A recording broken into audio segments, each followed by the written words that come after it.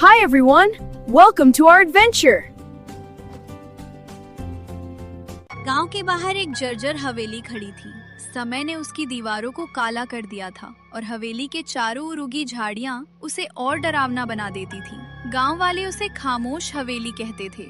कोई भी वहां दिन में भी जाने से डरता था। कहा जाता था कि रात के समय वहां से रोने, चिल्लाने और पैरों की आहट की आवाजें आती हैं। कई लोगों ने सफेद साया देखने का दावा भी किया था। गांव में ही रहने वाला राघव इन बातों पर विश्वास नहीं करता था। वो शहर से पढ़कर लौटा था और खुद को आधुनिक सोच वाला मानता था। उसके अनुसार भूत प्रेत सिर्फ अंधविश्वास थे।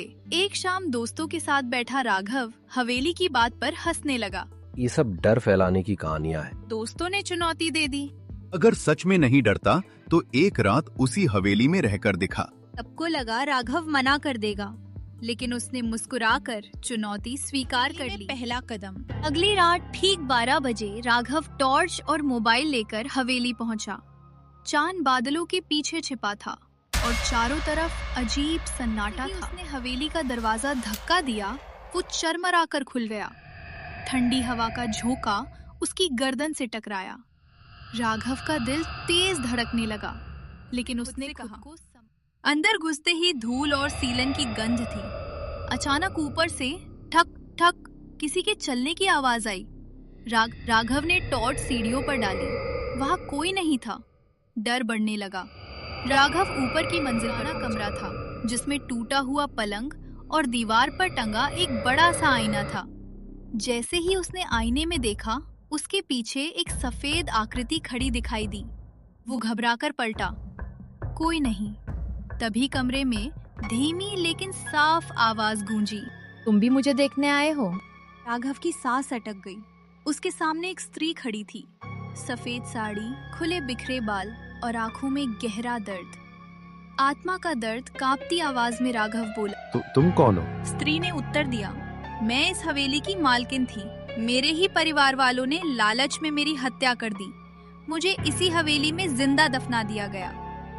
उसकी आंखों से आंसू बहने लगे। मेरी आत्मा तब तक भटकेगी जब तक कोई मेरी सच्चाई सबके सामने नहीं लाएगा। राघव को डर के साथ साथ उस आत्मा पर दया भी आने लगी।